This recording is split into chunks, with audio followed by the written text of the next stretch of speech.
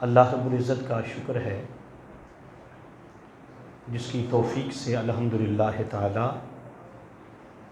ماہ رمضان المبارک کے 12ویں روزے کے فیض و برکات حاصل کر رہے ہیں۔ اللہ پاک ہمارے حال پر اپنا خاص لطف و کرم نازل فرمائے، ہماری کمیاں کوتاہیاں غلطیاں معاف فرمائے۔ درس قرآن پاک سورہ البقرہ شریف کی آیت نمبر 3۔ الذین یؤمنون بالغیب ویقیمون الصلاۃ ومما رزقناہم ینفقون۔ ایمان والوں کی پہلی علامت کہ وہ غیب پر ایمان رکھتے ہیں۔ جیسا کہ میں نے کل بھی عرض کیا تھا کہ یہ اتنا بڑا موضوع ہے کہ اس میں عقائد کے بے شمار گوشے ہیں، لیکن کیونکہ آج 12واں روزہ ہے، اگر صرف ایک ہی آیت پر ہم گفتگو کرتے رہے تو وقت ختم ہو جائے گا اور بہت ساری چیزیں جو ہیں وہ بیان کرنے کی ضرورت ہے۔ تو آج ہم اس سے اگلی علامت جو ہے وہ ہے وَأَقِیمُوا الصَّلَاۃَ، کہ وہ لوگ نماز قائم کرتے ہیں۔ کیا کرتے ہیں بھائی؟ یہ سارے بولیں کیا؟ الذین یؤمنون بالغیب ویقیمون الصلاۃ، وہ نماز یعنی لفظ پر غور کرنا، ویقیم، یہ نہیں کہا کہ وہ نماز پڑھتے ہیں۔ یہ مسئلہ میں نے کئی بار عرض کیا ہے، چاہتا یہ ہوں کہ ہمارے ذہنوں میں راسخ ہو جائے۔ نماز پڑھنا اور قائم کرنا اس میں فرق ہوتا ہے۔ نماز پڑھنے میں اور قائم کرنے میں کیا ہوتا ہے؟ پڑھتے بہت سے ہیں لیکن قائم کوئی کوئی کرتا ہے۔ پڑھتے بہت سے لیکن قائم کرنے والے خال ہیں، جیسے میں نے عرض کیا آپ کے سامنے۔ اور قرآن پاک میں جیسے آپ کہتے ہیں کہ علماء کرام یہ کہ وہ فرماتے ہیں کہ تقریباً کوئی 700 مرتبہ نماز کا ذکر آیا ہے۔ کتنا؟ تقریباً 100 سے زیادہ، 88 مرتبہ تو نماز کا نام لے کر اللہ پاک نے، یعنی اکیلا نماز جو ہے اس کا ذکر کیا۔ اگر سارا ذکر ملائیں تو پھر کتنا بنتا ہے؟ اللہ پاک نے پورے قرآن پاک میں جہاں بھی نماز کا کہا ہے یہ کہا ہے قائم کرو، سوائے ایک مقام میں جہاں اللہ پاک نے فرمایا کہ پڑھو۔ کیا فرمایا؟ وہ کیا ہے؟ فَصَلِّ لِرَبِّكَ، پس آپ نماز پڑھا کریں اور قربانی دیا کریں۔ آپ نماز پڑھا کریں اور قربانی، یہ بھی حضور سے فرمایا، یعنی حضور کو کہا گیا جیسے آپ نماز پڑھتے ہیں پڑھا کریں، اللہ خوش ہوتا ہے آپ کی نماز پر۔ تو باقی جس جگہ پر بھی آیا ہے، کیا آیا ہے؟ نماز۔ ہم سب پڑھتے ہیں، قائم نہیں کرتے۔ اگر قائم ہو جائے تو پہلی بات یہ آقا علیہ السلام نے فرمایا کہ نماز بے حیائی اور بری باتوں سے روکتی ہے۔ نماز بے حیائی اور بری باتوں سے، جس کی نماز بے حیائی اور بری بات سے روک نہیں رہی نا، وہ نماز پڑھتا ہے قائم نہیں کرتا۔ نماز جھوٹ سے روکتی ہے۔ اگر کوئی شخص جھوٹ بھی بولتا ہے اور نماز بھی پڑھتا ہے، وہ پڑھتا ہے قائم نہیں کرتا۔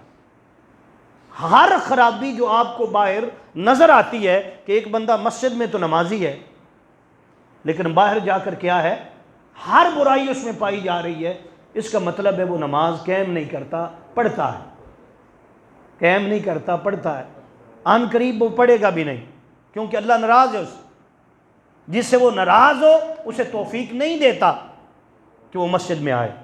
یہ توفیق ہے، وہ سمجھاتا رہتا ہے۔ دیکھیں کمیاں کوتاہیاں غلطیاں ہونا یہ بڑی بات نہیں ہے، لیکن اس پر ڈٹا رہنا، محسوس نہ کرنا، غلطی پہ غلطی کیے جانا۔ تو نماز کہہ رہی ہے کہ آپ کیا کریں بھائی؟ نماز قائم کریں۔ جو نماز قائم کرتا ہے وہ جانتا ہے کہ میرا اللہ ایک ہے، وحدہ لا شریک ہے، وہ شرک نہیں کرتا۔ جو نماز قائم کرتا ہے وہ رسالت کا اقرار کرتا ہے، اپنے نبی پر واری واری جاتا ہے، مصطفیٰ کی غلامی اختیار کرتا ہے، یہ نماز قائم کرنا ہے۔ ہر وہ امور جس کا ذکر قرآن پاک نے کیا ہے کہ تم کرو وہ کرتا ہے، اور جس سے منع کیا اس سے منع ہو جاتا ہے۔ یہ نمازی کی صفت ہے۔ یہ کیا ہے؟ نمازی کی۔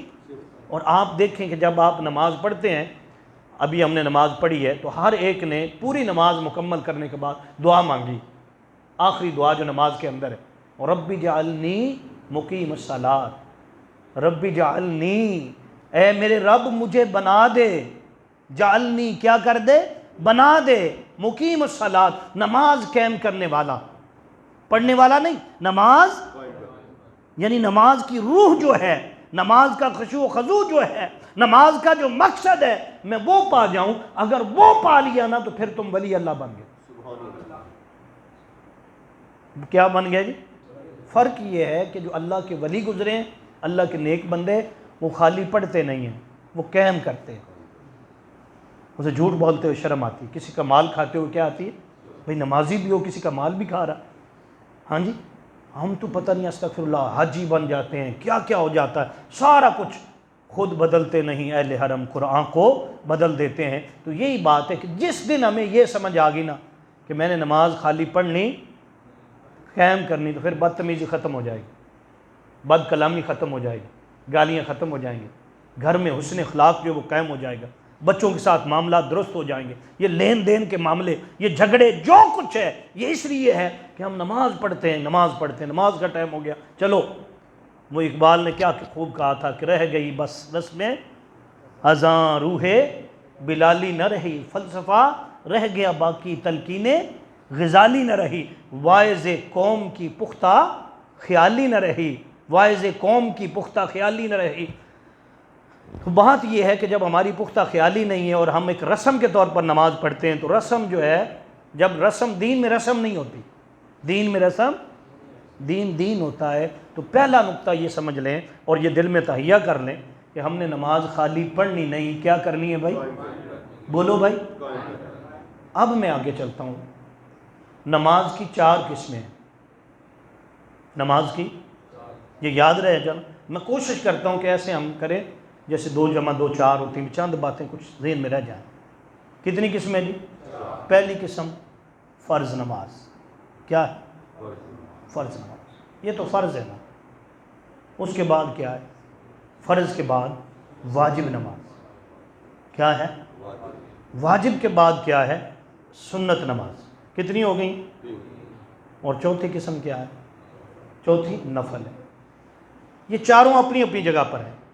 فرض نماز جو ہمارے اوپر فرض ہے، وہ ایک دن میں 5 مرتبہ، ایک دن میں 5 مرتبہ اس کا بلاوا ہے۔ اس میں ایک بھی نماز جس نے جان بوجھ کر چھوڑ دی، ہاں جی، کتنی نمازیں جی؟ 7 لفظ یہ ہے، کیا؟ جان بوجھ کر چھوڑی، اس نے دین کو ادھام کر دیا، دین کو ادھام کر دیا، مٹا دیا۔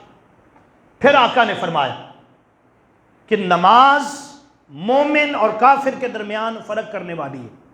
مومن اس پر فرض ہے کہ جب اذان آتی ہے تو مسجد میں آ جاتا ہے، اس نے فرض ادا کرنا ہے، نماز کو قائم کرنا ہے۔ اور کافر اور منافق وہ کیا کرتا ہے؟ نماز نہیں پڑھتا۔ اور یاد رکھ لیں، جیسے میں نے کل کہا تھا نا کہ نماز میں قبر میں پہلا سوال جو ہے، اور قبر کے اندر سوال حضور کی ذات کا ہوگا، نماز کا، تو کہیں یہ خیال نہ ہو جائے تو اس کا مطلب ہم تو چھٹے ٹکے، ایسی بات نہیں ہے۔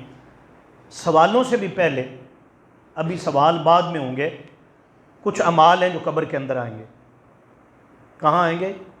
آقا علیہ السلام نے فرمایا، حضرت سیدنا عثمان غنی رضی اللہ تعالیٰ عنہ ایک قبر کو دیکھا تو آپ رو رہے تھے۔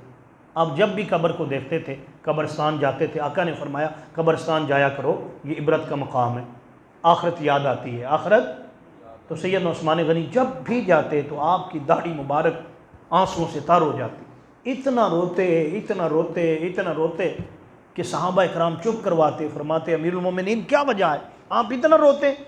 تو آپ ایک جواب دیتے، آپ فرماتے کہ میرے آقا نے فرمایا کہ قبر پہلی آزمائش ہے، قبر، جو قبر میں کامیاب ہو گیا نا حشر کے دن بھی کامیاب ہو جائے گا۔ اگر قبر میں کامیاب نہیں ہوا تو حشر کے دن کامیابی نہیں ہے۔ تو آقا علیہ السلام نے فرمایا، جیسے میں نے عرض کیا کہ قبر میں کیا ہے، 3 سوال ہیں، کتنے؟ لیکن اس سے پہلے کیا ہے کہ ہر عمل جو آپ نماز پڑھتے ہیں، روزہ ہے الحمدللہ تعالیٰ، ہاں جی حج ہے، زکوٰۃ ہے، صدقات ہے، حتیٰ کہ اچھی نیکی، کسی کو خوشی دینا، کسی غریب کو لقمہ دینا، ہاں جی کسی غریب کو کھانا دینا، کوئی غم زدہ اس کو کھانا دینا، جناب کسی کی درد تکلیف کو دور کر دینا، کوئی بیمار ہے اس کو دوائی دے دینا، یہ سب نیکیاں ہیں۔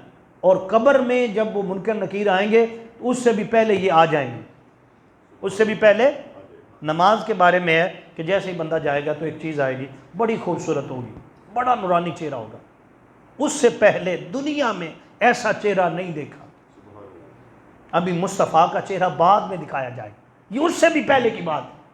وہ پوچھے گی، آ کر کہے گی کہ مجھے تم جانتے ہو، مجھے تم، وہ پہلا دن ہے جناب، اندھیرا ہے ہر طرف قبر کی، وہ کیا جانے اس کو، لیکن روشنی اس کے چہرے پر اتنی ہے نا کہ نہ لائٹ کی ضرورت ہے، ہر طرف روشنی روشنی، ہر طرف کیا ہے، ابھی وہ چھوٹی سی قبر ہے، ابھی کھلی نہیں ہے، ابھی تاحد نگاہ کشادہ، وہ تو جب سوال ہوں گے بعد میں ہوگی، لیکن وہاں روشنی، وہ پوچھے گا میں نہیں پہچانتا تو کون، تو وہ کہے گی، وہ چیز کہے گی، وہ شخص کہے گا جو نورانی چہرے والا ہوگا، وہ کہے گا میں تیری نماز ہوں، میں تیری، تو دنیا میں مجھے پڑھتا تھا، میں تجھ سے جدا نہیں ہوں گی، میں بڑی وفادار ہوں، میں قبر میں تیرے ساتھ رہوں گی جب تک تجھے کامیابی نہیں مل جاتی، اور جب تک یہ تمہارے لیے اعلان نہیں ہو جاتا کہ تو کامیاب ہو گیا، میں ادھر ہی رہوں گی۔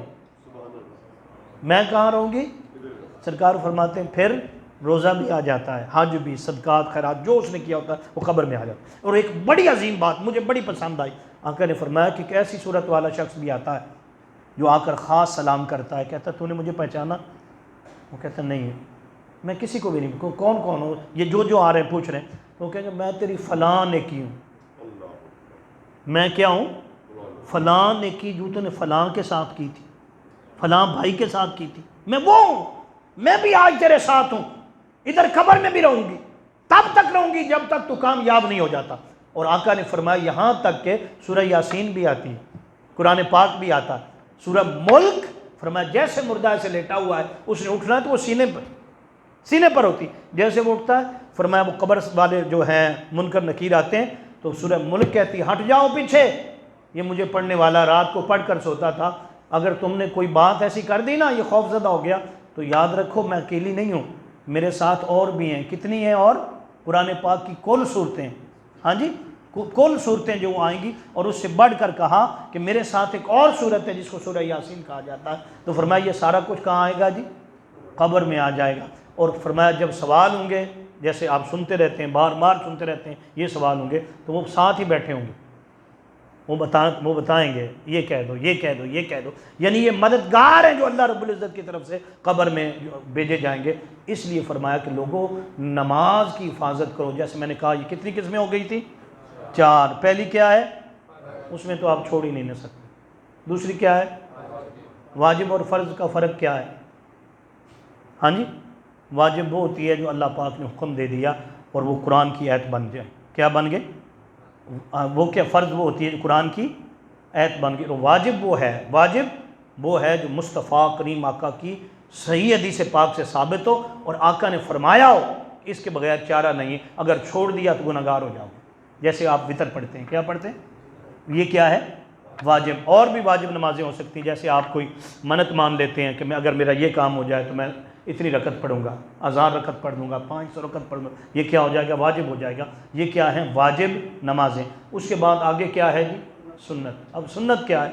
آخری بات ختم کی طرف چلتے ہیں کہ اللہ پاک نے 50 نمازیں عطا فرمائی تھی، کتنی؟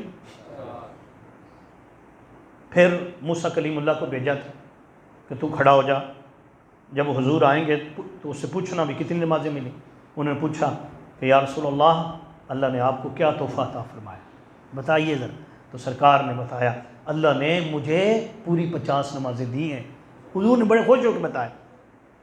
انہوں نے کہا اچھا 50 نمازیں؟ جی۔ کہا ارجع الی ربک، آپ لوٹ جائیے رب کی طرف، واپس جائیے، ابھی واپس جائیے۔ حضور میں رہ چکا ہوں، میں ایک امت کو ڈیل کر چکا ہوں، لوگ 50 نمازیں نہیں پڑھیں گے، لوگ 50 نمازیں نہیں پڑھیں گے، آپ جائیں کام کروا کر آئیں۔ اور یہ علماء نے کہا کہ کون سا آسمان تھا جی ہاں جی، یہ چھٹا آسمان تھا، بعض روایت میں چوتھا بھی ہے، لیکن معتبر اور بالکل جو اتھینٹک بات بنتی ہے وہ یہ ہے کہ مجھے چھٹا تھا۔ کیا تھا؟ چھٹا تھا۔ اگر چوتھا کوئی کہتا تو وہ بھی ٹھیک ہے، بھی روایت میں آیا، علماء نے اس کو بیان کیا۔ تو اب یہاں سے واپس جانا بھی بڑی بات تھی۔ بہرحال واقعہ معراج بیان کرنا مقصود نہیں ہے، اصل مقصد ہے بات بتانا۔ حضور واپس گئے، کم کروائیں کتنی جی؟ 5، بعض روایت میں 10 بھی ہیں، بعض روایت میں 10 بھی ہیں۔ بہرحال چلو گئے واپس آئے، نمازیں کتنی رہ گئی؟ 5 رہ گئی۔ وہ 5 پر بھی کہہ رہے تھے ہاں جی مستقل پھر یا رسول اللہ چلے جائیں، آپ نے ایک بار ہی جانا ہے، ہاں جی آپ کی امت کا کام بن جانا، ہاں جی کوئی 2 3 تو گھٹنی تھی نا۔ تو حضور ذرا چلے، آپ نے فرمایا نہیں، مجھے شرم آتی ہے، مجھے حیا آتا ہے، آقا کے الفاظ ہیں، مجھے کیا آتا ہے؟ اگر چلے جاتے نا تو پھر 2 یا 3 نمازیں ہاں جی چلی جانی تھی، لیکن نہیں، حضور جو آقا کو جو اصل میں ہونا تھا، حضور کو پتا تھا، اللہ نے علم عطا کر دیا، تو کتنی مل گئیں؟ تو فرمایا محبوب باری تعالیٰ تو نے 50 نمازیں عطا کی ہیں، اور اب کتنی رہ گئی ہیں؟ تو اللہ پاک نے فرمایا کہ یہ اللہ تعالیٰ کا قول ہے، لا تبدیل لکلمات اللہ، اللہ اپنے کلمات بدلتا نہیں ہے، جو کہہ دینا وہ پورا کر دیتا ہے۔ کتنی عطا فرمائی ہیں؟ ہاں 50 عطا کی ہیں، اور اس میں رہ گئی ہیں، لیکن جب وہ پڑھیں گے تو ان کو ثواب 50 کا ہی ملے گا، اس کے کلمے بدلتے۔ اب کتنی ہوگی؟ کم ہو گئی نا، کتنی رہ گئی؟ تو حضور نے فرمایا اچھا باری تعالیٰ تو اتنا کریم ہے، تو رب ہے، ہاں جی رب العالمین ہے، تو نے کر دی کتنی؟ 5، اور تھی کتنی؟ لیکن میں پوری پڑھوں گا۔ میں کیا کروں گا؟ آپ رکھتے گن لینا نماز کی، اور جو حضور نے پڑھی ہیں ذرا تہجد کی بھی دیکھ لینا، اشراق کی بھی دیکھ لینا، چاشت کی بھی دیکھ لینا، صلاۃ الاوابین بھی دیکھ، ساریوں کو ملانا، یہ 50 بن جائیں گی۔ کتنی بن جائیں گی؟ اس نے معاف کر دی تھی، اس نے کہا 5 ہیں، لیکن حضور نے شکرانے کے طور پر اس کو جاری رکھا، اور امت کو بھی عطا کی ہیں، امت کو بھی عطا کی ہیں، تاکہ پھر اس کو ایسا کر دیا۔ پر اچھا کس کا فرض اگر کم ہو گیا تو قیامت کے دن کیا ہوگا؟ جو نفل پڑھی ہوگی، اور جو سنت بھی اصل میں نفل ہی ہیں، کیا ہیں، لیکن حضور نے پڑھے تو کیا بن گئی؟ اسی میں سے اللہ پاک فرض کو پورا کر دے گا۔ کیا کر دے گا؟ اس لیے پڑھا کریں ہر نماز کے ساتھ۔ اور پھر آقا نے آخری بات، جیسے میں بار بار کہتا رہتا ہوں، لیکن بات ہے ایسی کہ میں چاہتا ہوں کہ مکمل ہو جائے، لیکن آخری ہی کر رہا ہوں، یہ آخری ہوگی۔ فرمایا کہ ایک دن میں جس نے 12 رکعت پڑھی، کتنی؟ یہ کیا ہے؟ ہاں جی یہ 12 رکعتیں جو حضور نے سنت پڑھی ہیں نا، یہ وہ ہیں، کتنی؟ یہ فرض کے ساتھ بتانا۔ فرمایا اس نے جنت میں گھر بنا لیا۔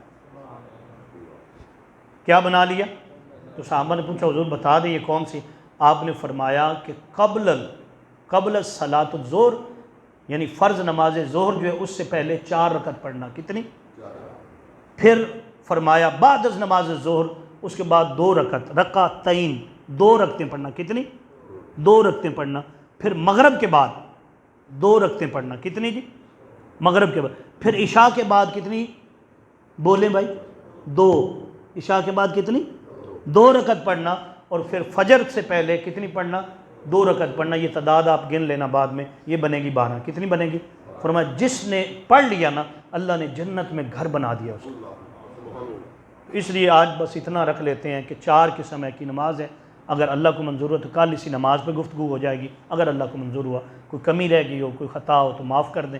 دعا کریں اللہ پاک پورے عالم اسلام پر اپنی مہربانی فرمائے، ہر بیمار کو صحت کلی عطا فرمائے، ہماری روحانی اور جسمانی بیماریاں دور فرمائے، ہمیں دین متین کی خدمت کرنے کی توفیق عطا فرمائے۔ پورا رمضان المبارک بلکہ بعد میں یہ فضول و برکات جاری رہے، اور ہر کمی دور رہے، حضور کی توجہات کا فیض ملتا رہے۔ الصلاۃ والسلام